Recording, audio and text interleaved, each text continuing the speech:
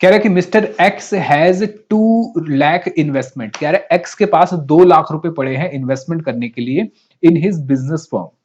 He wants a 15% return of his money. Sir ये तो कुछ फाइनेंस का क्वेश्चन लग रहा है, यहाँ तो कोई प्रोडक्शन की बात नहीं हो रही, कुछ ऐसी बात नहीं हो रही है, तो कुछ फाइनेंस का क्वेश्चन लग रहा है।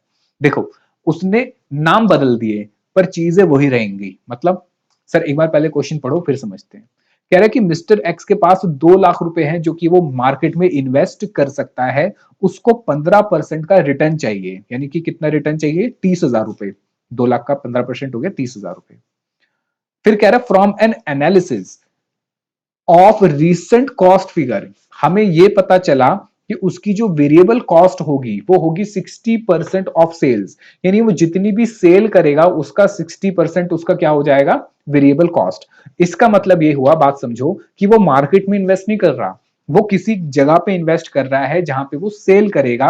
2 लाख की कैपिटल लगा के अपनी प्रोडक्शन करेगा, सेल करेगा, और उस सेल पे उसको कितना वेरिएबल कॉस्ट हो जाएगा? 60% का। वो प्रॉफिट यानी डिजायर्ड प्रॉफिट कितना है उसका? 30,000। कह रहा फिक्स कॉस्ट कितनी लगेगी उसकी? आगे कह रहा फिक्स कॉस्ट लगेगी 80,000 पर ईयर, यानी साल का डेटा। शो कंप्यूटेशन, देखो यहां पे इसने 15% लिखा है पर एनम नहीं लिखा, लेकिन यहां पे ना उसने सीधा बता दिया 80,000 पर ईयर। कह रहा है कि हमें बताना क्या है? Break even point sales volume. Volume मतलब क्वांटिटी की बात हो रही है कि कितनी क्वांटिटी का क्या हुआ से ब्रेक इवन पॉइंट। ठीक है। फिर कह रहा है कि what sales volume must be obtain to get 15%, यानी कि डिजायर्ड प्रॉफिट हो गया कि 20,000 रुपए कमाने के लिए कितनी सेल्स वॉल्यूम क्वांटिटी आपको बेचनी पड़ेगी।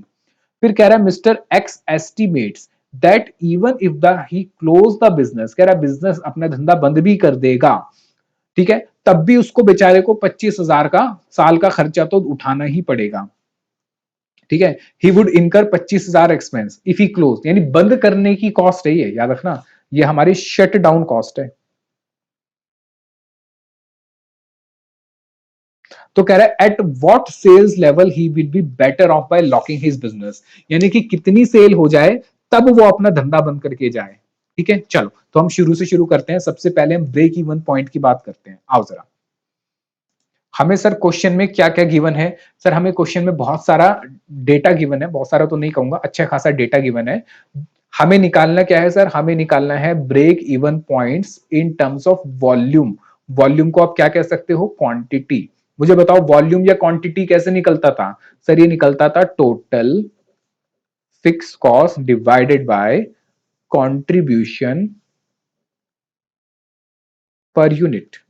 बताओ समझ आया या नहीं आया? चलो अब मुझे बताओ, क्या क्वेश्चन में टोटल फिक्स कॉस्ट गिवन है? हाँ सर, फिक्स कॉस्ट गिवन है 80,000 की। क्या क्वेश्चन के अंदर, क्या क्वेश्चन के अंदर पर यूनिट कंट्रीब्यूशन है? सर पर यूनिट कंट्रीब्यूशन निकलता है selling price per unit minus variable cost per unit. उसने यहां वेरिएबल कॉस्ट की परसेंटेज दे रखी है, तो मैं यहां पे कह सकता हूं सर, इसने यहां पे पीवी रेशो भी मैं निकाल सकता हूं 40%। और अगर मैं ब्रेक इवन पॉइंट, मेरी बात समझो, मुझे उसने क्या दिया है सर? मुझे उसने दिया है क्या कहते हैं, वेरिएबल कॉस्ट की परसेंटेज 60% है, यानी वेरिएबल कॉस्ट 60% है, तो पीवी रेशियो कंट्रीब्यूशन कितना हुआ? 40%।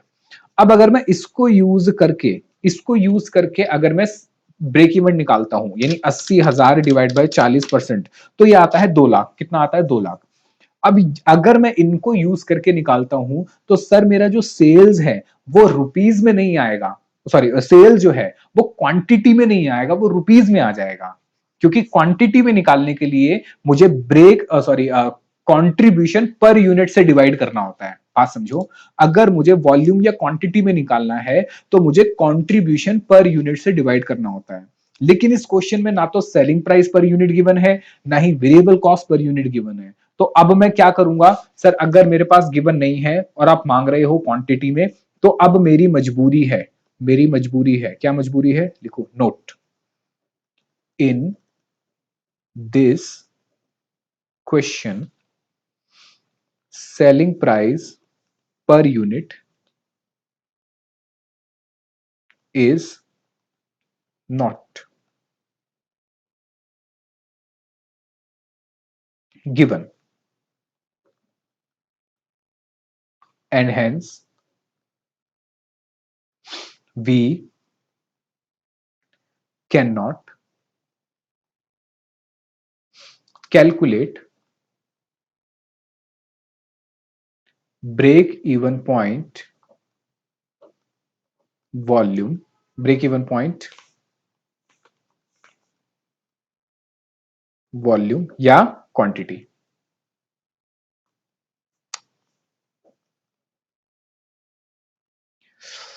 यार क्या हो गया इसको, कितनी बारी गायब हो जाता है बीच बीच में से। ठीक है, हमें क्वेश्चन में selling price per unit given नहीं है, इस वजह से हम कैलकुलेट नहीं कर सकते break even point volume and quantity, full stop. Therefore we have to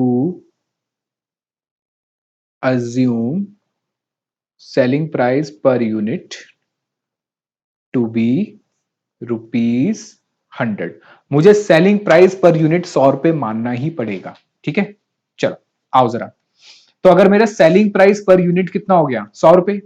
अब मैं निकाल सकता हूं कंट्रीब्यूशन, बिल्कुल सर, क्योंकि आपको वेरिएबल कॉस्ट की परसेंटेज गिवन है, तो मैं अब कंट्रीब्यूशन पर यूनिट निकाल सकता हूं। सर 100 रुपए आपने सेलिंग प्राइस माना, माइनस सर वेरिएबल कॉस्ट है कितना, 60%, तो कंट्रीब्यूशन पर यूनिट हो गया सर 40 रुपए। अब आप ब्रेक इवन पॉइंट निकाल लो इन टर्म्स ऑफ क्वांटिटी। कैसे निकलेगा सर, हमें कमाना कितना है, 80,000 रुपए साल भर में कमाने हैं, 40 रुपए लगा के कमाने हैं। 80,000 डिवाइड बाई 40, ये हो गया सर 2000 यूनिट्स। और अगर इसको मुझे रुपीज में निकालना है तो मैं क्या कहूंगा sir, break even point in terms of rupees या सेल्स वैल्यू। सर 2000 यूनिट बेचोगे, एक यूनिट कितने का बेचोगे, 100 रुपए का, तो कितना हो जाएगा ये, 2 लाख। सर हम ये भी तो कर सकते थे 80,000 डिवाइड बाय पीवी रेशियो, हाँ वो भी कर सकते थे, यही आएगा। लो, क्या ये मुश्किल था, इजी था। बस यहाँ पे क्या अजम्पशन लेनी पड़ी मुझे कि सेलिंग प्राइस पर यूनिट कितना है, 100 रुपए। सर एग्जाम में ऐसे अजम्पशन ले सकते हैं, बिल्कुल ले सकते हो। जहां पे आपको लगे कि अच्छा यहाँ पे ऐसा कुछ हो रहा है जहां पे मुझे सेलिंग प्राइस मानना पड़ेगा, वहां पे आप अजम्पशन ले सकते हो। बट जनरली ऐसे क्वेश्चन एग्जाम में नहीं आता जहां इतना वेग आपको चीजें गिवन हो कि आपको बहुत सारी कोई अजम्पशन लेनी हो। ठीक है, तो जैसे जैसे हम प्रैक्टिस करेंगे हमें ये भी पता चलता है किन किन क्वेश्चंस में अजम्पशन लेनी है, किन क्वेश्चन में अजम्पशन नहीं लेनी है। आओ जरा, ब्रेक इवन पॉइंट तो हो गया। सेकंड पॉइंट बताओ, उसने क्या पूछा था हमसे। सेकंड पॉइंट में पूछ रहा है what sales must be obtain to get a 15% return on investment. तो इसका मतलब वो डिजायर्ड प्रॉफिट की बात कर रहा है। मुझे बताओ जरा, डिजायर्ड प्रॉफिट कितना पूछ रहा है। वो कह रहा है कि जितना उसने लगाया 2 लाख की कैपिटल, उस पर कितना प्रतिशत, 15%। तो कितना हो गया सर, ये हो गया 30,000। ठीक है, तो बताओ डिजायर्ड प्रॉफिट हो गया 30,000, तो sales to for earning desired profit, sales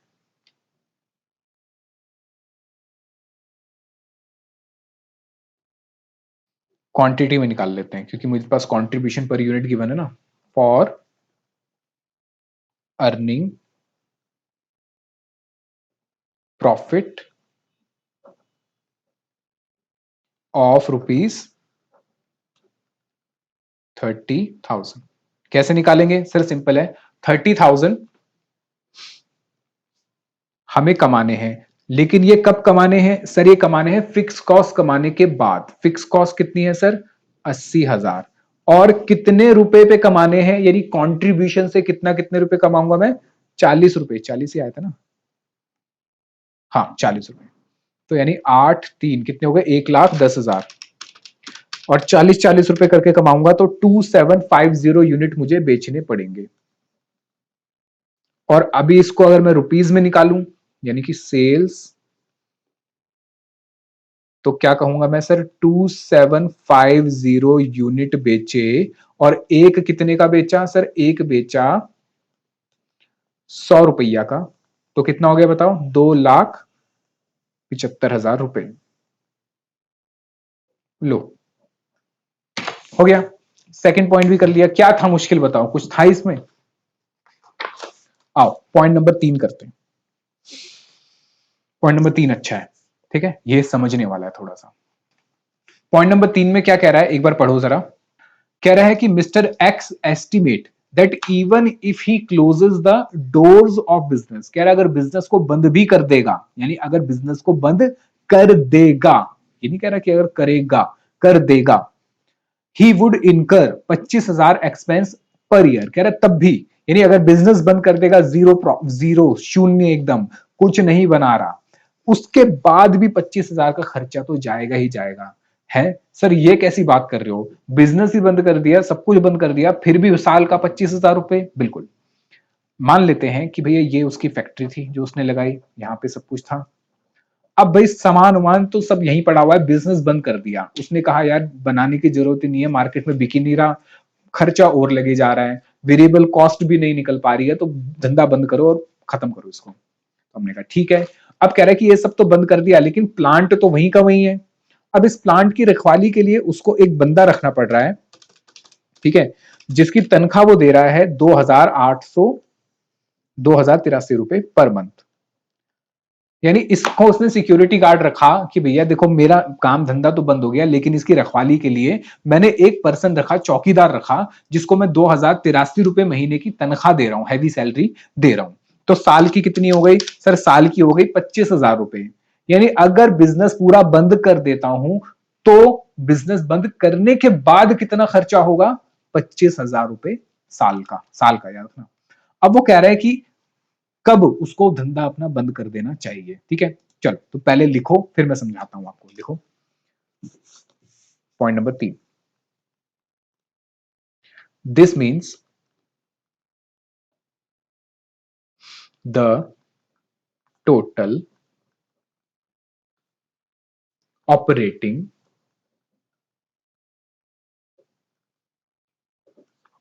fix cost is ₹80,000। यानी कि अभी अगर मैं अपना काम कर रहा हूं तो मेरी फिक्स कॉस्ट कितनी है? 80,000, of which rupees 25,000 is unavoidable if if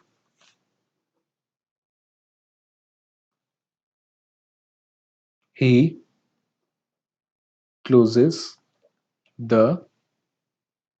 business. मतलब कि अभी फिक्स कॉस्ट कितना हो रहा है? 80,000 रुपए। इस 80,000 रुपए में चौकीदार की भी तनख्वाह है, क्योंकि भाई काम चलेगा तो चौकीदार तो तब भी रहेगा। लेकिन अगर मैं काम बंद भी कर दूं अपना, तो बाकी सबको हटा दूं, लेकिन चौकीदार के पैसे तो जाएंगे ही जाएंगे। यानी टोटल 80,000 तब है जब मेरा बिजनेस चल रहा है, including the salary of the चौकीदार या फिर सिक्योरिटी गार्ड, ठीक है। लेकिन अगर मैं धंधा बंद कर दूं तो मेरा बाकी खर्चा निकल जाएगा, कुछ भी नहीं देना, सिर्फ चौकीदार के पैसे देने हैं। मतलब सर, मतलब पहले ये लिख लिया आपने, अब लिखो आगे। टोटल फिक्स कॉस्ट कितनी है मेरी? सर 80,000। ये कब है सर? जब मैं इसमें बिजनेस चला रहा हूं। इसमें बिजनेस चलाने की फिक्स कॉस्ट है मेरी कितनी?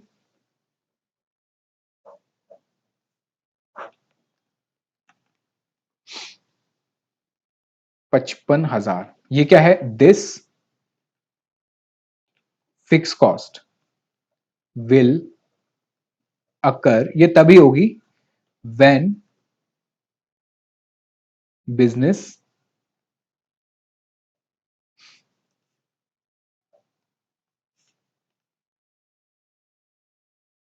Is operative. यानी इसमें मेरी तनख्वाह होगी किसकी? एचआर की, सुपरवाइजर की सैलरी, वो सब खर्चे कितने हैं? 55,000। और बाकी जो 25,000 है वो मेरे चौकीदार के खर्चे हैं। चाहे मैं बिजनेस बंद करूं या ना करूं, मुझे ये पैसा तो देना ही पड़ेगा। यानी ये हो गया मेरा अनअवॉइडेबल एक्सपेंडिचर। क्या होगा? अनअवॉइडेबल फिक्स कॉस्ट, ठीक है। लिखो दिस फिक्स कॉस्ट विल इनकर even if business is closed. ठीक है, अच्छा, और याद रखना ये सारी कॉस्ट पर एनम है हमारी, साल भर की। यानी अगर मैं अपना धंधा बंद भी कर दूं तो चौकीदार के, ठीक है, यहां पे ब्रैकेट में लिख देना सिक्योरिटी गार्ड सैलरी। इसको हमने क्या एज्यूम कर लिया कि ये क्या है, सिक्योरिटी गार्ड की तनख्वाह है, तो ये तो देना ही पड़ेगा। अब वो क्वेश्चन में ये पूछ रहा है कि कब उसको अपना धंधा बंद कर देना चाहिए, कितनी सेल पे धंधा बंद कर देना चाहिए। ठीक है, चलो, तो इसके लिए लिखो दिस सिंपली। सर ये सब एग्जाम में भी लिखना है? नहीं, ये तो मैं आपके लिए लिखवा रहा हूं ताकि जब आप रिवाइज करो तो आपको पता चले कि हमने क्या काम करा है। लिखो this simply means rupees 25,000 is irrelevant. क्या ये इररिलेवेंट हो गए कि अगर मुझे बिजनेस बंद करना है या ना करना है, तो क्या 25,000 इररिलेवेंट या संक कॉस्ट हो गई है? बिल्कुल सर, क्योंकि देखो, आप बिजनेस चालू रखो तो भी तनख्वाह आपको सिक्योरिटी गार्ड को देनी है, बिजनेस बंद कर दो तो भी तनख्वाह आपको सिक्योरिटी गार्ड को देनी ही देनी है। संक कॉस्ट है आपकी, इररिलेवेंट कॉस्ट है for the decision, which decision, whether to operate the business or to close the business. So this cost of rupees 25,000 per annum has no impact, has no relation, even the business is closed or you do not close or carry on the business। ठीक है, फिर बहुत English हो गया, हाँ चलो हिंदी में बात करते हैं। This simply means 25,000 is irrelevant whether whether business is closed or not. चाहे बिजनेस बंद करो या ना करो, ये हमारी इररिलेवेंट कॉस्ट हो गई। ठीक है, आगे लिखो hence comma the relevant avoidable, यानी जो हमारी अवॉइडेबल कॉस्ट है, यानी बंद करने से जो कॉस्ट कम हो जाएगी और बिजनेस को ऑपरेट करने से जो कॉस्ट चलती रहेगी, वो कौन सी है? 55,000। रिलेवेंट अवॉइडेबल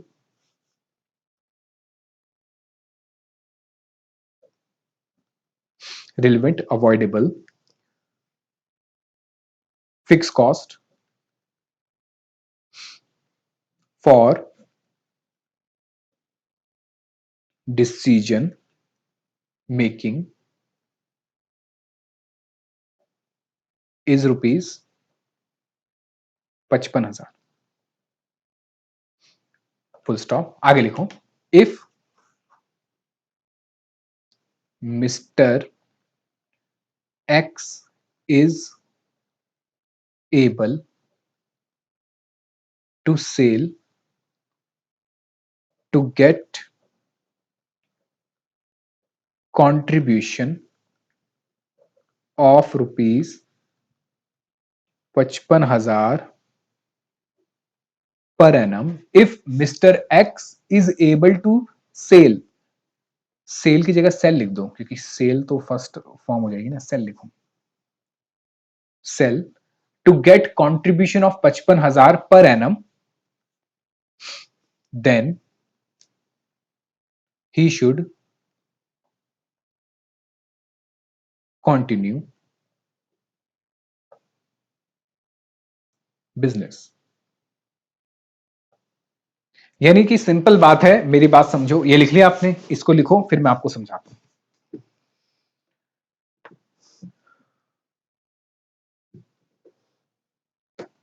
मेरी बात समझो, मैं क्या कह रहा हूं। मैं कह रहा हूं कि सर देखो, क्वेश्चन में कह रहा है कि आपको 25,000 का ऐसा खर्चा है, धंधा बंद भी कर दोगे, बिजनेस बंद भी कर दोगे, तो भी सिक्योरिटी गार्ड के पैसे देने ही देने हैं। तो मुझे एक बात बताओ, 80,000 में से अगर 25,000 ऐसे हैं जो मैं धंधा बंद करूं या ना करूं कोई फर्क पड़ेगा ही नहीं, तो कौन सी ऐसी कॉस्ट है जो अवॉइडेबल है, मतलब जिस जो मेरे डिसीजन लेने से या ना लेने से या तो बढ़ जाएगी या कम हो जाएगी, यानी कि क्या होगी, रिलेवेंट। तो ये वाली कॉस्ट होगी मेरे लिए क्या, रिलेवेंट। और इसका इंपैक्ट कुछ पड़ेगा ही नहीं डिसीजन पे, चाहे आप बिजनेस चलाओ या बंद करो। तो इसका मतलब ये हुआ सर, 55,000 रुपए की आपकी ऐसी कॉस्ट है, 55,000 की आपकी ऐसी कॉस्ट है जो तभी होगी जब आप बिजनेस चालू रखोगे। बिजनेस बंद कर दोगे तो 55,000 रुपए आप बचा लोगे। ठीक है, अब मुझे बताओ कौन सी स्टेज पे आपको आके उसको बिजनेस ये करना चाहिए कि बंद कर दो। बात समझो, अगर वो अगर वो मिस्टर एक्स जो है, अगर वो 80,000 रुपए कमा रहा है, ठीक है, अगर वो कंट्रीब्यूशन, याद रखना, अगर वो कंट्रीब्यूशन 80,000 कमा रहा है, तो 80,000 कमा के अपनी सारी फिक्स कॉस्ट कवर कर लेगा, जिसके अंदर 55,000 भी हो गए और 25,000 भी हो गए। तो प्रॉफिट कितना हुआ सर, जीरो। प्रॉफिट कितना हुआ सर, जीरो। अच्छा, अगर वो पच ये 80,000 से कम कंट्रीब्यूशन कमा रहा है, कितना सर, अगर वो 55,000 तक कंट्रीब्यूशन कमा रहा है, कितना कंट्रीब्यूशन कमा रहा है, 55,000 तक, तो बताओ जरा वो कितने पैसे पे कर देगा। सर वो 55,000 रुपए ये वाले हमारे पे कर देगा, लेकिन ये वाले तो देने ही देने हैं, ये तो देने ही देने हैं। बताओ समझ आया। तो उसका मतलब उसको 25,000 का क्या हो जाएगा, लॉस हो जाएगा। 25,000 का क्या हो जाएगा, लॉस हो जाएगा। बात समझ आई। चलो, यानी अगर हम बिजनेस कर रहे हैं तो ही ये 55,000 की कॉस्ट होगी। बिजनेस बंद कर देंगे तो ये 55,000 की कॉस्ट नहीं होगी। तो अगर मेरे बिजनेस करते करते अगर मैं 55,000 तक कमा रहा हूं, मेरे धंधा करते करते, बिजनेस करते करते अगर मैं 55,000 कॉन्ट्रीब्यूशन कमा रहा हूं, तो मुझे बिजनेस चालू रखना चाहिए। क्यों, क्योंकि सर अगर मैं बंद भी कर दूंगा तो 25,000 तो तब भी देने हैं, चालू रखूंगा 25,000 जो ये वाले हैं ये तब भी देने हैं। तो ये तो मेरे लिए इररिलेवेंट हो गए। ठीक है, बात समझ आई। तो सर अगर मैं कंट्रीब्यूशन 55,000 से भी कम कमाऊं, यानी कि लेट सपोज 50,000 कमाए, लेकिन फिक्स कॉस्ट कितनी पे करनी है, 55, तो 5,000 तो अपनी जेब से भरने पड़ेंगे। तो सर इस केस में आप अब बिजनेस अब बंद कर दो। यानी कि यहां पे डिसीजन मेकिंग क्या होगी, सर डिसीजन मेकिंग सिंपल ये होगी कि अगर आप बिजनेस ऑपरेट कर रहे हो और उस बिजनेस से आपकी फिक्स कॉस्ट इतनी है, उस बिजनेस से आपकी फिक्स कॉस्ट नहीं, उस बिजनेस से आपका कंट्रीब्यूशन इतना है कि आपकी रिलेवेंट फिक्स कॉस्ट रिकवर हो रही है, आपकी रिलेवेंट फिक्स्ड कॉस्ट रिकवर हो रही है, तो आपको बिजनेस ओपन रखना चाहिए। अगर आपका कंट्रीब्यूशन इतना है कि जो रिलेवेंट फिक्स कॉस्ट से भी कम हो गया है, तो बाकी पैसा तो जेब से आपको भरना पड़ेगा। ठीक है सर, ये वाला भी तो जेब से भरना पड़ेगा, ये वाला तो भरना ही पड़ेगा, चाहे बिजनेस चालू रखो या बंद रखो, तो इसको तो छोड़ दो, इररिलेवेंट है। अगर इतना कंट्रीब्यूशन कमा रहे हो कि रिलेवेंट फिक्स कॉस्ट से भी कम निकल रहा है, तो भैया फिर तो धंधा बंद करो, क्योंकि इसको बंद करोगे तो पैसा बच जाएगा। हाँ, यहां पे बंद करोगे तो पैसा बचने वाला नहीं है, ये तो देना ही देना है। बताओ बात समझ आई। हाँ सर। चल, तो इसका मतलब ये हुआ, लिखो कि ब्रेक इवन पॉइंट, ठीक है, जहां पे मेरी फिक्स कॉस्ट जो है कितनी है, 55,000 है। तो मुझे कितना कमाना है, मुझे कितना यूनिट सेल करूं, कितने यूनिट सेल करूं कि 55,000 तक कमा लूं। तो सिंपल है सर, फिक्स कॉस्ट हो गई 55,000 और एक यूनिट पे 40 रुपए कमा रहे हो, तो 55,000 डिवाइड बाय 40 हो गया सर 1375। यानी कि अगर आप 1375 यूनिट्स, और अगर मैं इसको वैल्यू में निकालूं या रुपीज में निकालूं तो क्या कहूंगा, 1375 मल्टीप्लाई बाय 100, यानी कि रुपीज 137500। यानी इतने रुपए की अगर मैं सेल कर रहा हूं, या इतने यूनिट्स, कितने 1375 यूनिट्स बेच रहा हूं, तो मैं इतना कंट्रीब्यूशन कमाऊंगा कि 55,000 की मेरी जो खर्चे हैं, बिजनेस चलाने के फिक्स कॉस्ट है, वो रिकवर हो रहे हैं। तो मैं बिजनेस अपना ओपन रखूंगा। इससे कम यूनिट आते ही मैं अपना बिजनेस बंद कर दूंगा, क्योंकि फिर तो भाई जेब से पैसा लगाना पड़ेगा। ठीक है, चलो, तो लिखो, if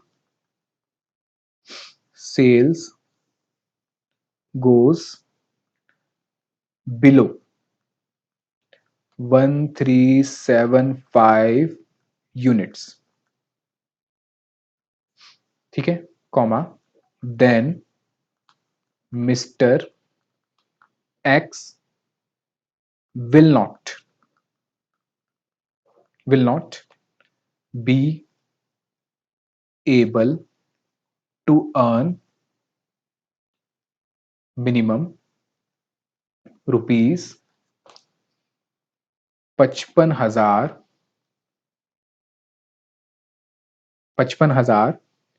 as contribution and should